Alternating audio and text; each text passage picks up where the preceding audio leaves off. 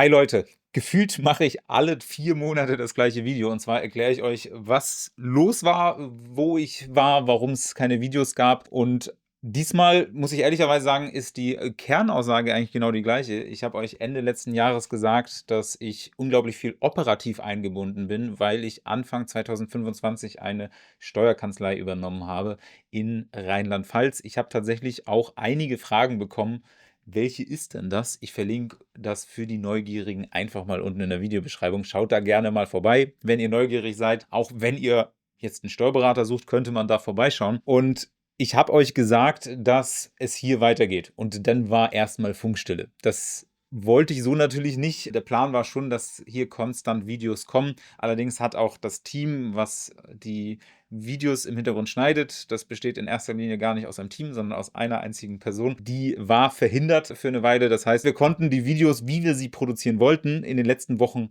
nicht produzieren. Das lag an meiner Zeit und letztendlich an den ganzen Abläufen, und man kann sich gar nicht vorstellen, wie viel alltägliche Dinge anfallen. Was ich euch aber auch im letzten Video erzählt habe, ist, dass es inzwischen nicht mehr nur eine Kanzlei ist, sondern ein paar mehr. Stand heute sprechen wir über 7 Kanzleien. Das heißt, ich bin beteiligt an 7 Kanzleien. Wir sind eine richtige Kanzleigruppe. Und natürlich stellt sich so ein bisschen die Frage: Was mache ich mit meiner Zeit? Der Alltag ist ehrlicherweise sehr schnell gefüllt. Ich liebe das, hier Content zu produzieren. Ich liebe es, für euch Fragen zu beantworten. Ich war auch sehr lange immer sehr aktiv im Kommentarbereich.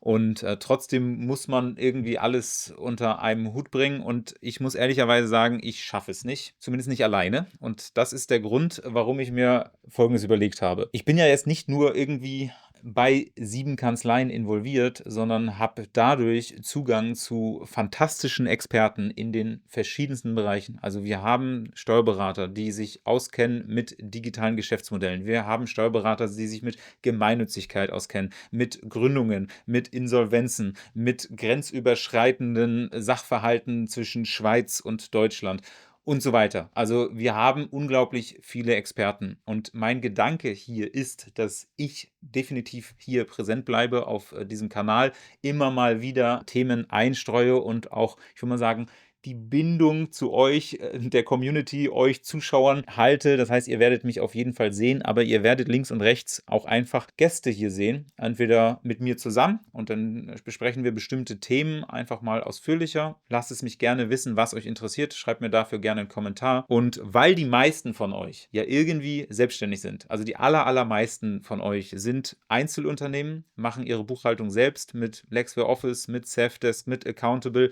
und versuchen sich da irgendwie selber durchzuarbeiten. Das war viele Jahre ja der einzige Inhalt, den wir hier auf diesem Kanal veröffentlicht haben. Deswegen braucht dieses Thema ganz besonderen Fokus. Und ich habe das im letzten Video dieser Art ja schon angekündigt, dass ich da mir Verstärkung geholt habe, die eine langjährige Erfahrung hat, genau mit diesem Geschäftsmodell, genau mit diesen ganzen steuerlichen Besonderheiten, die, ich würde mal sagen, Selbstständigkeit im Internet mit sich bringen.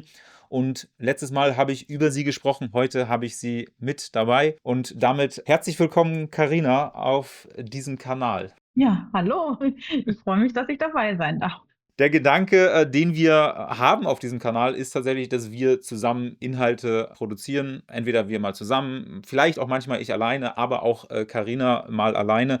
Und wir da auf die vielen Punkte eingehen, die man so wissen sollte als Selbstständiger oder Selbstständige im Internet. Kann man so zusammenfassen. Carina, was verbindet dich dann mit dieser Zielgruppe? Vielleicht gibst du auch generell mal einen Einblick, was du beruflich bisher gemacht hast und wie es dich ja beruflich hier hingebracht hat quasi. Ja, sehr gerne. Also mein Weg im Bereich Steuern hat schon vor Ewigkeiten angefangen, also vor 20 Jahren, so ganz klassisch mit der Steuerfachangestelltenausbildung, was uns ja auch verbindet, und dann weitergemacht über den Fachwirt, dann den Steuerberater. Den habe ich jetzt schon seit 12 Jahren inne und war auch bis zuletzt eben selbstständig in eigener Kanzlei tätig und immer mit Fokus auf Gründer, junge Selbstständige. Ich habe angefangen mit Mompreneurs, weil ich eben im Grunde irgendwie selber eine war. Ich war Mama oder bin Mama, habe nebenbei gegründet und habe eben genau dort angesetzt, wo ich mich selber wiedergefunden habe und immer auch gemerkt habe, da gibt es immer wieder mehr Fragen und gerade junge Selbstständige, die wenig Erfolg hatten, einen Steuerberater zu finden. Genau da habe ich mich schon sehr früh platziert und eben sehr viel im digitalen Raum. Also ich habe sehr viel mit Coaches, Trainern, Beratern gearbeitet, sehr schöne Kooperationen, immer auch mit anderen Business Coaches gehabt, die eben genau auch meiner Zielgruppe entsprachen.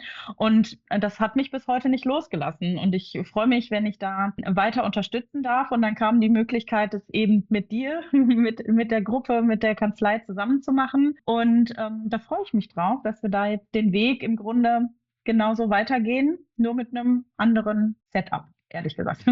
Für diejenigen, die sich vielleicht auch fragen, Carina und ich kennen uns, ich weiß nicht, seitdem wir uns beidseitig kennen, aber dich beobachtet habe ich, glaube ich, schon relativ früh, weil das werden die meisten wissen. Ich habe Contest mit aufgebaut und da hatten wir auch als Zielgruppe in erster Linie digitale Dienstleister gesagt. Das ist aber letztendlich genau die Beschreibung für das, wie du die Zielgruppe auch beschreibst. Das heißt, diejenigen, die Online-Geschäftsmodell betreiben und nicht in erster Linie Produkte verkaufen. Also kein E-Commerce oder das Umsatzsteuergesetz sagt immer Versandhandel. Das nicht, sondern tatsächlich eigentlich im eigentlichen Sinne, im umsatzsteuerrechtlichen Sinne sonstige Leistungen erbringen. Das kann dann Affiliate-Marketing sein, es können auch Influencer sein, es können Leute mit Kursen sein oder Berater oder Dienstleister, was auch immer. Die haben steuerlich immer schon sehr ähnliche Herausforderungen. Und das war die Kernzielgruppe, während ich bei Contest gearbeitet habe. Und natürlich beobachtet man da dann auch den Markt sehr genau, wer sich da gerade zum Thema Buchhaltung und Steuern positioniert. Und ich weiß gar nicht, ich will nicht sagen seit Anfang an, aber schon so seit einigen Jahren habe ich immer gesehen, Carina, da gibt es eine Steuerberaterin, die macht das irgendwie gut und die geht auch an das ganze Thema Steuerberatung ein bisschen frischer dran als die Durchschnittskanzlei, um es mal freundlich zu formulieren. Und dann haben wir uns persönlich getroffen, ich glaube auf irgendeinem Steuerberater-Event vor 2, 3 Jahren. Da haben wir uns aber auf ein paar anderen Events auch gesehen und ich glaube und habe das Gefühl, und es ist jetzt auch keine News, sondern wir arbeiten jetzt ja schon seit fast 6 Monaten zusammen. Es funktioniert ganz gut und deswegen bin ich ganz froh, dass wir jetzt auch, ich will mal sagen, den Schritt auf die Bühne oder vor den Vorhang machen und jetzt auch hier präsent sind. Und ich würde sagen, ich will das Video auch gar nicht zu lange werden lassen, ist sowieso schon zu lang. Vielleicht, Carina, magst du uns nochmal sagen, was sind die Themen, die wir so die nächsten Wochen erwarten können oder die Zuschauer hier auf diesem Kanal erwarten können, abseits von Insolvenzbuchhaltung, Konzernrechnungslegung und Gemeinnützigkeit? Ja, super gerne.